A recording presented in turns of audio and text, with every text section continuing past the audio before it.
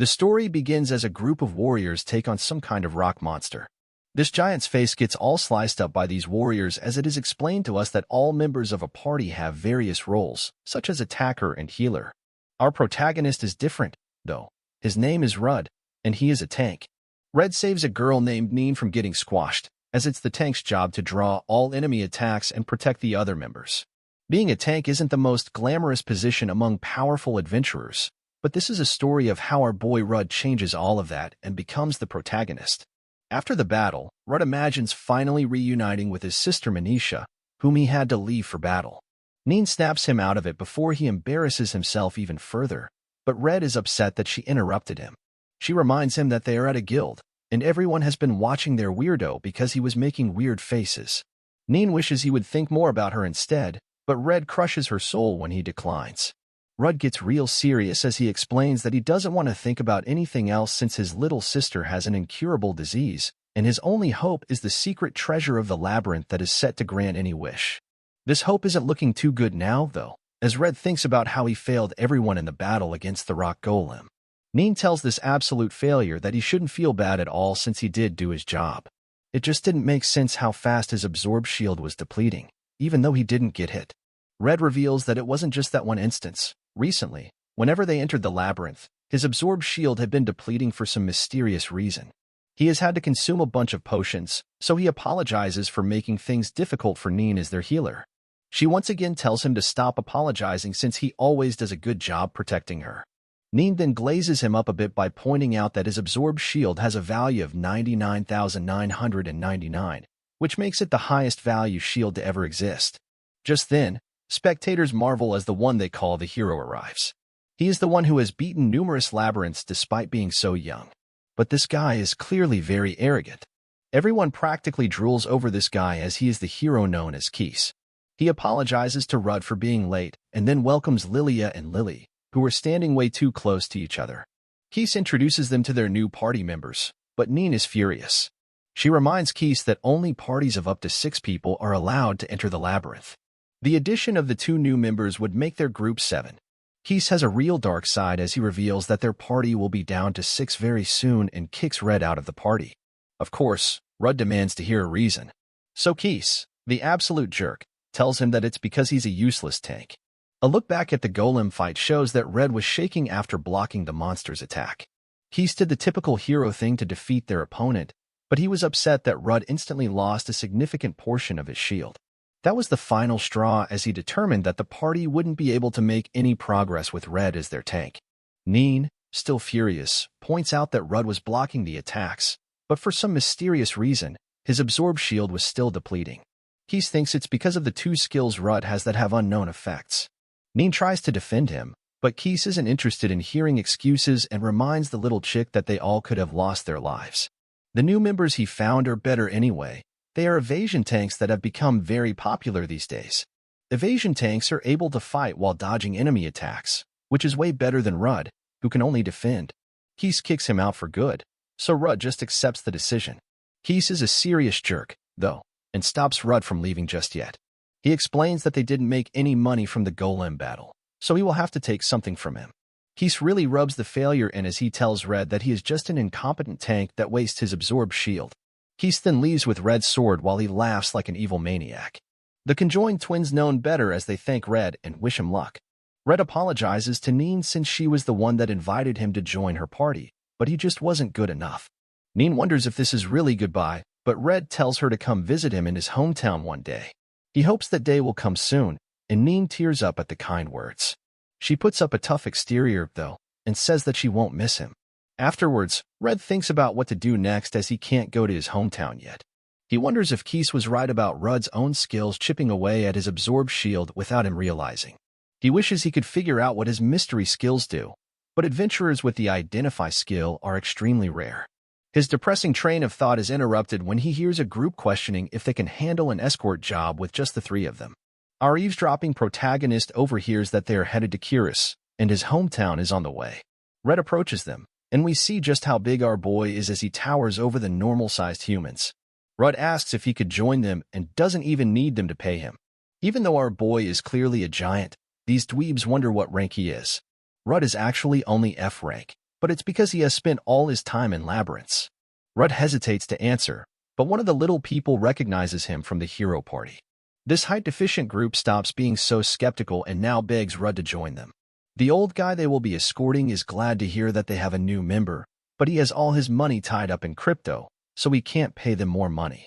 As they begin traveling, Red feels bad for not telling them his rank, almost like he tricked them. If you really think about it, he could just tell them now, but he decides to just protect the wagon as best he can.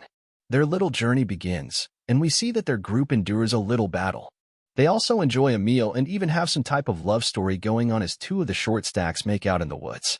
One foggy night, the old man wonders if they should rest soon. Rudd doesn't care how tired Grandpa is and tells him that they're nearly at Curious. He doesn't have a good feeling about something, so they will head straight there. Red determines that they will be fine as long as they watch out for ambushes, but he is shocked by something. He stops the wagon and tells the group to quiet down. Rudd goes alone to check if it's bandits, but when the fog clears, everyone is shocked to see that it's just a girl. Rudd doesn't sense anyone else nearby and determines that it isn't a trap. So he checks up on the girl. This girl is terrified for some reason, so Red tries to be nice to her. A gust of wind reveals that this girl has a gemstone embedded in her chest, but before Red can say anything, a monster appears. It's a forest snake, so the little gem girl runs for cover, and old Grandpa explains that the monster's poison is deadly. The others are apparently cowards, as they instantly give up without even trying. They are certain that their lives will end as the snake goes to attack them, but our boy Rudd uses his provoke ability to attract its attention. The thing spits its poison out at our protagonist, but he blocks it with his oversized shield. Some of the snake's extremely dangerous poison burns right through Red's clothes, but he tells the others not to worry. He has a skin skill that protects him from all status effects. Red tells the others to attack while he distracts the creature, but our boy really picked the wrong group of people to join, as they have no clue where to even start. The snake decides to just knock everyone back, and Rudd slams into a tree. Rudd has a vision of his sister calling out to him, though, and he wakes up. He refuses to let his life end here and gives an inspiring speech to his lackluster group. Red points out that he doesn't have a sword right now, so it's up to them to cut the snake down. They still seem pretty lost, so Rudd talks to them like they are brain dead and instructs them to grab their weapons and move their bodies. Rudd rushes the snake while commanding everyone to work together, and his teammates finally seem ready. Rudd declares that he is the strongest tank and proclaims that he will block all of the snake's attacks. All his team will have to do is believe in their strength, and he guarantees they will win. Red has prepared the perfect moment for them to attack and instructs them to move in. The newly inspired group follows his orders and manages to kind of do something to the snake. The old man freaks out and points out the obvious. He states that the snake is preparing to land a final blow, and they need to dodge it. The snake is going right for Rudd, but he determines that he cannot dodge the attack. It's more like he refuses to dodge, though, as he knows that there is meaning in blocking the killing blow. Rudd then heroically blocks the snake, making the perfect opening for the others to follow up. They combine their power and even amaze themselves when they finally manage to defeat the giant snake. The group acknowledges that they couldn't have done it themselves. Red is a pretty big guy himself, so he knows a thing or two about dealing with a giant snake, and he tells the others that what really mattered was that they work together. He instructs them to carve up the snake while he goes to check on the mysterious gem girl. He finds that she was running from the snake, but she has nowhere to go. These two literally speak for like 10 seconds, but he offers to take her back to his hometown, and she agrees. Or doesn't want Chris Hansen getting the wrong idea, though, so he decides that she needs some clothes. Old Grandpa just happens to have clothing for little girls laying around and gives it to them as a thank you. Grandpa wonders if she is an escaped slave, and our boy can sense that she is a homunculus. Homunculi serve humans as slaves, so they normally don't travel alone. There must be some mysterious circumstance behind why she is in the forest. Red points out that slave traders luckily wouldn't enter such a dangerous forest, and she wasn't wearing a collar like all slaves in anime do. This girl is definitely a mystery, but Red decides to look after her for a while. The next day, Red leaves the others after reaching their destination, but the group wants him to join their party. They would be honored to adventure with a strong tank like him, but Red reveals that he needs to find the secret treasure. This group knows about it well, as this treasure is said to be able to grant any wish and even has the ability to create. Puli, the little albino girl, is shocked to hear this word, but this group doesn't know that she is one and openly talk about how much they hate homunculi. They do some serious trash talk, talking about how expressionless they are and how they don't show any passion in what they do. What's even scarier about the Huli is that the only way to visually distinguish them from humans is the magic stone on their chest. Red is the only one that seems to notice that the girl is upset about what they are saying, so he quiets them down, and the little girls show some relief. They begin their own journey. Red introduces himself, but in typical anime fashion, this girl reveals that she doesn't have a name. Some Lunaf petals are flying around everywhere, so Red decides to call her Luna. Red fears that he might have offended her somehow, but she actually loves the name. That night, Luna spots some rabid-filled wolves and shocks Red when she springs into action to eliminate them all. This confirms what Red was already thinking. Luna must be an illegally created homunculus. This was made clear when she showed the will and emotions other homunculi lack. On top of that, she can even fight. Illegally created homunculi must be disposed of, but her frightened gaze reminds Red of his little sister. The little girl apologizes for ruining dinner, but Red says it's okay. More importantly, he wants to know why Luna didn't just destroy the forest snake since she is clearly strong enough. Luna explains that she is skilled in magic but doesn't have a single melee skill. This is surprising to Red, and he determines that she must just be able to imitate the effects of skills. She goes over her list of spells, but he is shocked when he hears that she can use the Identify skill. Identify is a very rare skill. Only one other person in the neighboring kingdom has it, but that person was said to have passed away a few years ago. This means that, as of right now, Luna is the only person in the world with the Identify skill. Red desperately wants to know about the two mysterious skills he has, so he asks her to use Identify on him. She does so and reveals that Red has 4 skills. One is called Healthy Body. It makes him immune to status effects, boosts his natural healing, and makes his body as tough as possible. The next is Provoke. It has the ability to focus an enemy's attention on him. Those are the 2 Red already knew about, so he prepares himself to hear the 2 unknown ones. One of these mystery skills is called Life Conversion. This allows him to convert the absorbed shield that he has depleted into strength. Red has the highest absorbed shield value to ever exist, and now there is a way to use it offensively. Red couldn't use it before, so he determines that some skills can't be activated unless the person understands them. Red's final skill is called Shield of Sacrifice. This skill allows him to treat the absorbed shield of his allies as his own. While protecting his allies, both his allies' toughness and his own increase. This means that, while making them tougher, he can also take the damage of others. Things finally start to make sense as Red realizes that he was taking damage without realizing it because he was using Shield of Sacrifice to protect his party members' absorbed shields. Red lets out a laugh as he has been worrying about his unknown skills for the longest time, but he never thought it would be resolved this easily. Red thanks his new little friend, and she is glad she could be helpful. As they arrive at his hometown, Red thinks about the irony. He was kicked out of his party for having skills with unknown effects, but he actually had the ultimate skills for protecting his allies. Knowing this, he can return to his hometown with his head held high and finally see his sister again. The moment our protagonist steps into town, he is greeted by a redhead that wants to hang out immediately. She is on her way to buy a hammer, and their friend named Philly is there on patrol. These 2 watch over his sister Manisha, so Red is glad that he can depend on them when he goes on adventures. Melon introduces herself to Luna as the town's blacksmith, but Luna is terrified. Philly explains that she works as a sub-leader for the town watch, but it's clear that she is just as shy as Luna. The group chats it up for a bit, and Luna finally gets comfortable around the silly bunch. At his house, the 2 are careful not to make too much noise, as his sister might be sleeping. But he's surprised when she appears to welcome him. Red explains that he will be taking care of the little albino girl, so Manisha tells her to make herself at home. Manisha goes to prepare an extra meal for Luna, but Red wants his sickly sister to rest. Manisha explains that she's feeling good today, so the 2 agree to cook together. Luna rudely points out that there is something clearly wrong with Manisha's hair, and Red explains that it's called physical idiosyncrasy. This means that Manisha's hair moves according to her emotions. Manisha seemed to know that Red was coming home, and it was because of her skill. Red is thankful that she made his favorite dish, and Luna points out that they are really close. They all sit to enjoy their meal, but Luna is some kind of barbarian, as she doesn't know how a spoon works. She goes overboard with her apology and explains that she has only ever used a spoon a few times. A look back shows a glimpse of her slave days and her epic struggle to hold a spoon. Luna promises not to fail them again, but the 2 point out that she needs to stop being such a drama queen. Manisha gives her some pro tips on spoon using and tells her to take her time learning, as she will be teaching her one thing at a time. Red is glad to hear that, and Luna thanks her. A little montage shows them teaching her a bunch of stuff, and Luna surprises them one day by cooking an entire meal. The food is delicious, and Red is amazed that she has mastered every basic skill in such a short amount of time. This is a bit strange, though. He wonders if it's because she is a homunculus. Manisha brings Luna a dress to change into, but Luna just rushes off with it awkwardly.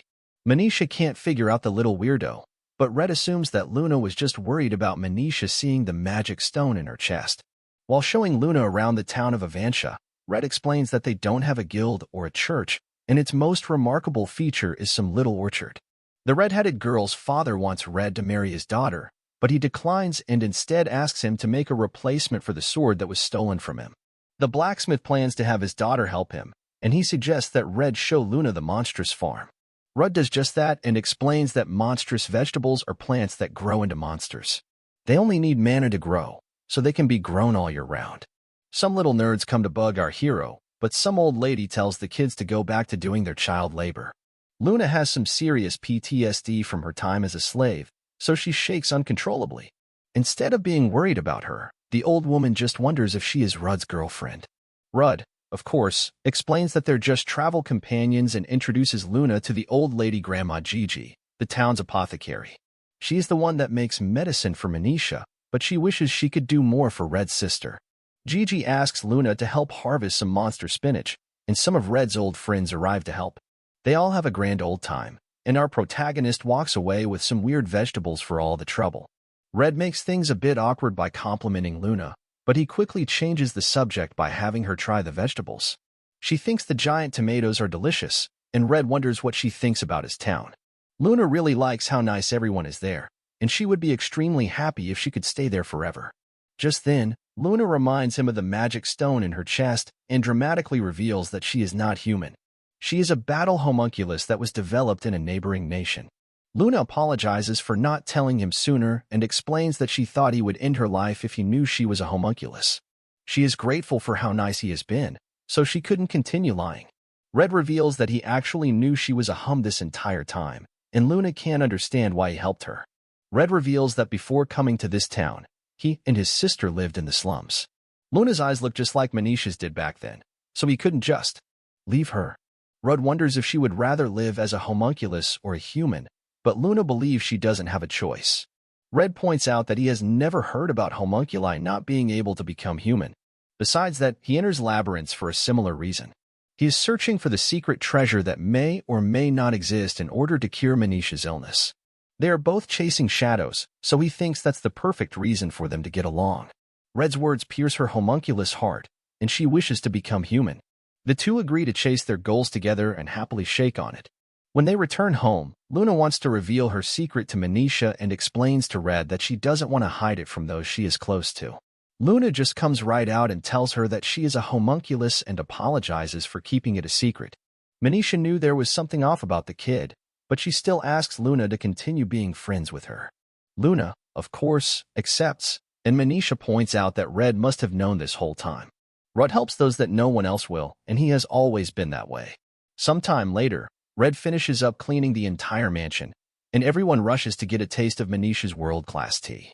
Luna points out to Red how popular his sister is, but Red is long gone and on his way to get some tea. Red explains that being the first to drink the tea makes it taste even better, but Philly is there to point out that Rudd really does have an unhealthy obsession with all things involving his sister. Rudd wonders if Manisha is feeling okay after making the tea, but she just tells him that he worries too much. She may not be in great health, but she doesn't want to hold him back. Rudd explains that she has never once held him back, but he is interrupted when his boys ask him to duel. Rudd thinks this is actually perfect and tells the others that he wants to duel Philly first. Outside, Red explains to her that he wants to test his previously unknown skills in a mock battle, and he picked her since he knows that he won't have to hold back against the town guard sub-leader. They agree that the one whose absorbed shield is depleted more loses, and the fight begins. The two strangely don't move at all, and some guy points out that their fighting styles don't emphasize speed. The first to move is Philly, but Red blocks her attack. She continues her assault on his shield, and Red can tell that she has gotten much stronger since they last fought. Her attacks feel very heavy, so Red knows that if one of her strikes lands, he is a goner. Luna can't believe how strong Philly is, and Manisha explains that the town guard is really just a bunch of youngsters who didn't move to the city. Few of them are actually skilled fighters, but Philly and Rudd are special cases. She admits that they should be putting their skills to use in a bigger city. All the nerds in the crowd cheer for Philly to finally knock Rudd down for once, so Luna counters them by cheering for Rudd. Manisha joins her, but they just manage to distract him. Red gets scratched by the attack and decides to use his new ability to use the damage to his benefit. Things get a bit dicey when Red falls off balance, but he composes himself just in time to smash his shield right into Philly. She goes flying and is stunned when she realizes that his one blow took out her entire absorbed shield. Everyone in the crowd is stunned to see that Red has finally learned an offensive skill but can't understand how he was able to destroy Philly's absorbed shield that has a value of 2,500. Philly wants to know what that incredible skill he used was, and Red reveals that it's his life conversion skill. It allows him to convert depleted shield power into strength. He can't use it all the time, but their little battle showed him that it's very powerful. Rudd thinks about how until now, he is always focused on defending as a tank. However, going forward and thanks to his life conversion skill, he will also be able to do some attacking. Red is ready to take on all challengers, but all the cowards watching conveniently remember that they have other things to do. The girls admire how strong Red is, but Manisha can't help but compare herself to him. A look back shows that their parents abandoned Manisha and planned to only raise Red. They dragged Red away, and from how sickly Manisha appeared, it was clear that she wouldn't last much longer. However, Red would return to rescue her.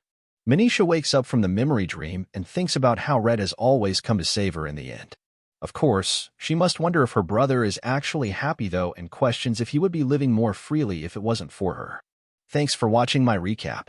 Don't forget to subscribe.